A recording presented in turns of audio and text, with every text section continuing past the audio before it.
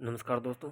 तो इस वीडियो में हम देखेंगे जो ऋग्वेद है उसके बारे में। और जो ऋग्वेद की क्वेश्चन है वो हमने सारे यहाँ पर शॉर्ट्स वीडियो के थ्रू अपलोड कर रखे हैं। तो यदि आप वहाँ पर उनके क्वेश्चन देखना चाहते हैं तो जो शॉर्ट्स है उन पर जाकर इनके जो क्वेश्चन है वो देख सकते हैं।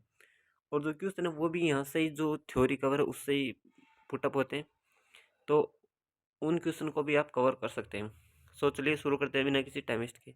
और यदि आप चैनल पर पहली बार विजिट कर रहे हैं तो यदि आपको वीडियो अच्छा लगता है तो लाइक करना, शेयर करना और चैनल को सब्सक्राइब करना। सो चलिए शुरू करते हैं बिना किसी टाइम वेस्ट के।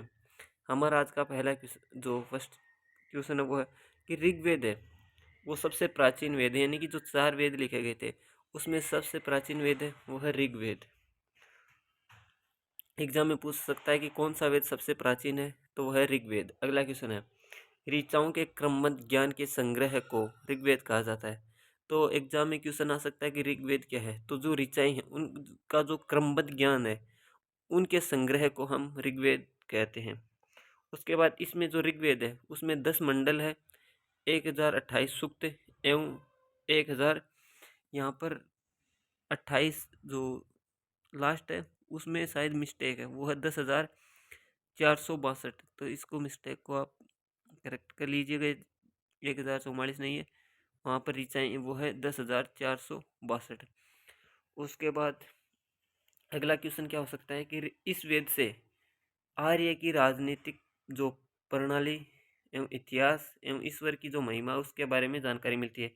तो क्वेश्चन में ऐसा पूछा जा सकता है कि ऋग्वेद से किसकी राजनीतिक प्रणाली एवं इतिहास के बारे में जानकारी मिलती है। तो इस वेद से जो आर्य है यानी कि आर्य लोग कैसे रहते थे, उनकी राजनीतिक व्यवस्था कैसी थी और उनके इतिहास के बारे में हमें जानकारी मिलती है।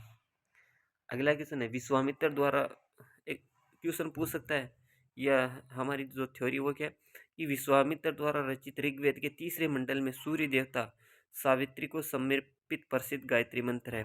तो क्वेश्चन हो सकता है कि ऋग्वेद के किस मंडल में सूर्य देवता सावित्री को समर्पित प्रसिद्ध गायत्री मंत्र है, तो वह ऋग्वेद के तीसरे मंडल में। उसके बाद अगला क्वेश्चन क्या हो सकता है कि ऋग्वेद के तीसरे मंडल में सोम देवता का उल्लेख है।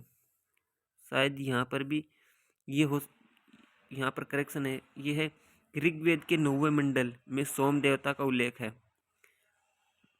इसको भी आप करेक्ट कर लीजिए, यहाँ पर तीसरे नहीं, ऋग्वेद के 9वें मंडल में सोम देवता का उल्लेख है।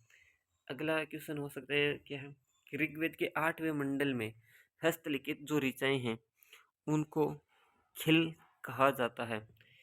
तो पूछ सकता है कि हस्तलिखित ऋचाओं का उल्लेख कहाँ पे है, तो वह 8वें मंडल में और उन्हें कहा जाता है खिल। अगला क्वेश्चन है यह थ्योरी क्या है कि ऋग्वेद में इंद्र के लिए 250 तथा अग्नि के लिए 200 ऋचाओं की रचना की गई है।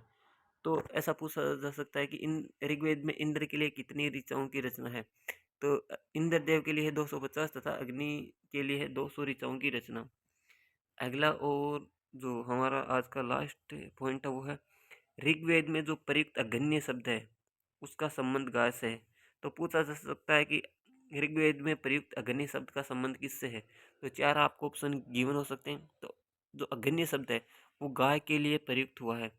तो ये थे ऋग्वेद के जो इम्पोर्टेंट पॉइंट बनते हैं वो। और यदि आप इनके क्वेश्चन देखना चाहते हो तो हमने जो क्वेश्चन है वो शॉर्ट्स के थ्रू अपलोड कर रखे हैं, तो आप वहाँ पर जाकर अपनी प्रैक्टिस देख सकते हो।